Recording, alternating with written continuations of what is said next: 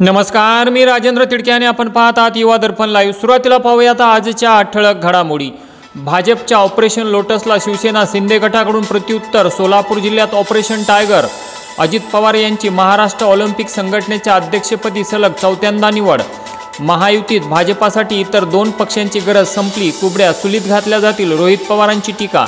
आणि प्रशंसा करण्याऐवजी बदनामी अधिक केली, आम्ही मॅनेज झालो असे म्हणतात। शेतकरी आंदोलनावर टीका करणाऱ्यांवर बच्चू कडूंचा प्रहार।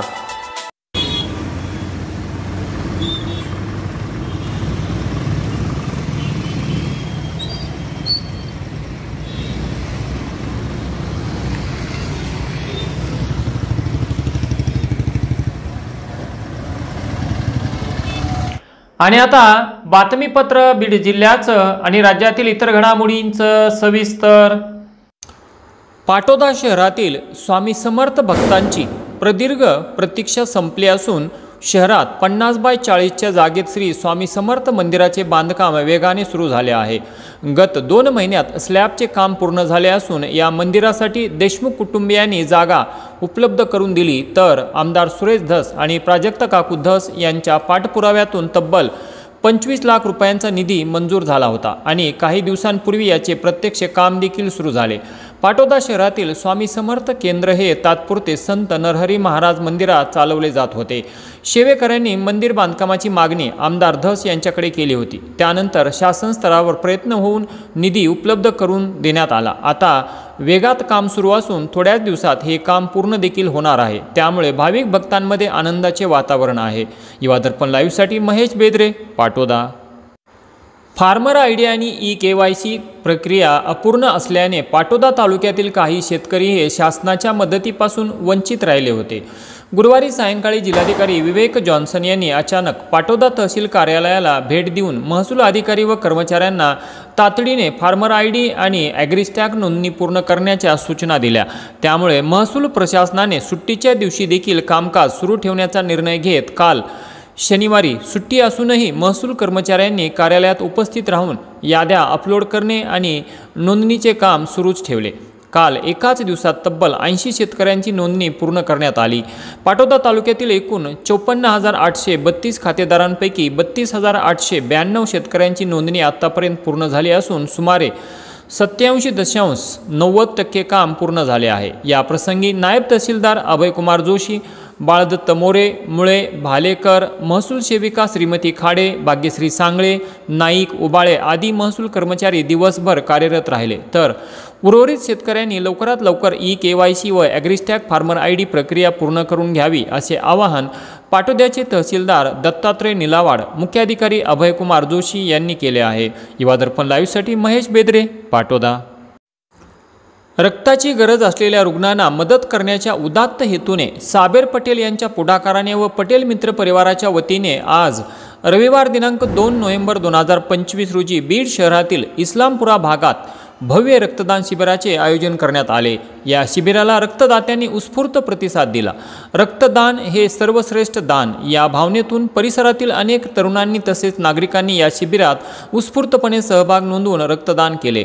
या सामाजिक उपक्रमाचे महत्त्व ओळखून दैनिक सिटीजनचे संपादक शेख मुजीब भाई यांनी या शिबिराला विशेष भेट देऊन आयोजकांना प्रोत्साहन दिले। त्यांच्यासोबत शहर प्रतिनिधी शेख फहीम, ॲडव्होकेट सय्यद खाजा, जुबेर पटेल, पापू पटेल, शकील पटेल, असलम पटेल, मोहम्मद पटेल, मुखिद पटेल, सरपंच मुस्तफा पटेल व इतर मान्यवर यांची उपस्थिती होती। त्यांनी रक्तदात्यांचे व आयोजक पटेल मित्र परिवाराचे कौतुक केले। या शिबिरामुळे बीडमधील रक्तपेढ्यांमध्ये रक्ताचा साठा वाढण्यास मदत होणार असून पटेल मित्र परिवाराचा हा सामाजिक उपक्रम अत्यंत यशस्वी ठरला। आणि आता बातमी LCBच्या धडाकेबाज कारवाईची।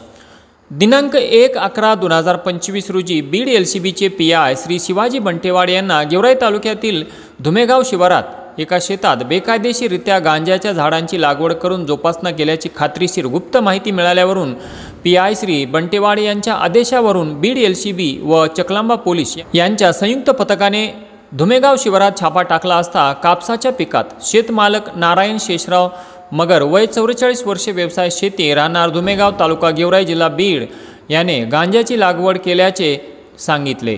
तसेच शेजारील सुरेश सर्जेराव मगर यांच्या शेतात देखील गांजाची झाडे मिळून आली।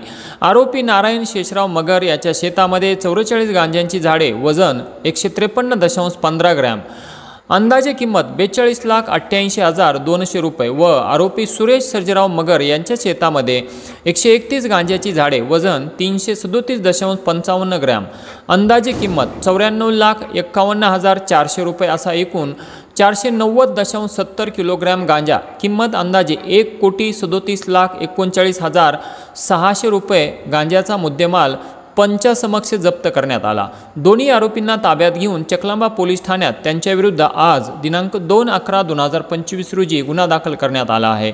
सदरची कारवाई ही पोलीस अधीक्षक श्री नवनीत कामत, अप्पर पोलीस अधीक्षक श्री सचिन पांडकर, SDPO गेवराई श्री अनिल कटके यांच्या मार्गदर्शनाखाली LCBचे PI श्री शिवाजी बंटेवाड, API गडवे, गोविंद राख, अंकुश उर्पे, विकास राठोड, युनुस बागवान, सुनील राठोड व चकलांबा ठाण्याचे PSI अजय पानपाटील, कैलास गुजर तसेच महसूल विभागाचे चकलांबा मंडळ अधिकारी व तलाठी यांनी मिळून केली। तरी गांजा, अप्पू किंवा नशेचे औषध, गोळ्या व व्हाईटनर इत्यादीचा साठा, वाहतूक किंवा विक्री याविषयी कोणाला माहिती असल्यास 92 70 24 32 00 या मोबाईल क्रमांकावर माहिती देण्याचे आवाहन बीड पोलीस दलातर्फे करण्यात आले असून माहिती देणाऱ्याचे नाव व मोबाईल क्रमांक पूर्णपणे गोपनीय ठेवण्यात येणार आहे। आगामी जिल्हा परिषद, पंचायत समिती, महानगरपालिका, नगर परिषदा या स्थानिक स्वराज्य संस्था सर्व निवडणुका संभाजी ब्रिगेड लढवणार असल्याचे सूतोवाच संभाजी ब्रिगेडचे अध्यक्ष ॲडव्होकेट मनोज आखरे यांनी केले आहेत। याच अनुषंगाने बीड जिल्हा अध्यक्ष राहुल खोडशे यांच्या अध्यक्षतेखाली व प्रदेश कोषाध्यक्ष तथा बीड संपर्क प्रमुख संतोषदादा गाजरे, प्रदेश संघटक अतुल भैया गायकवाड, विभागीय अध्यक्ष राहुल वायकर, विभागीय सचिव प्रवीण ठोंबरे यांच्या मार्गदर्शनाखाली झालेल्या बैठकीत घेतलेल्या निर्णयानुसार स्थानिक स्वराज्य संस्थांच्या सर्व निवडणुका लढण्यासाठी संभाजी ब्रिगेड सज्ज झाली आहे। या प्रसंगी विभागीय उपाध्यक्ष विलास गुंठाळ, जिल्हा अध्यक्ष राहुल खोडशे, मराठा सेवा संघ जिल्हा अध्यक्ष नागनाथ जाधव, केज तालुका अध्यक्ष जयदीप देशमुख, संभाजी ब्रिगेड जिल्हा सचिव नारायण मुळे, महिला आघाडी जिल्हा अध्यक्ष अश्विनीताई यादव, तालुका अध्यक्ष सुनंदाताई लोखंडे, संभाजी घोरपडे, तालुका अध्यक्ष आकाश नखाते, गजानन अंबाड, जिल्हा संघटक सचिन साखरे, प्रसिद्धी प्रमुख संदीप शितोळे, अभिजित पवार, अजित धपाटे, नानासाहेब हंडीबाग, केशव टेहरे, मनोज चौधरी, शेखर थोरात, राज तपसे, राहुल रूपदास, महादेव थोरात, संकेत चव्हाण आदी पदाधिकारी व कार्यकर्ते यांची मोठ्या संख्येने उपस्थिती होती। आणि याचबरोबर आजचं बातमीपत्र संपलं। उद्या पुन्हा भेटू काही नव्या आणि ताज्या घडामोडींसह। तोपर्यंत पाहत राहा युवा दर्पण लाईव्ह चॅनल, लाईक करा, सबस्क्राईब करा आणि खाली दिलेल्या बेल आयकॉनला प्रेस करा। तोपर्यंत नमस्कार।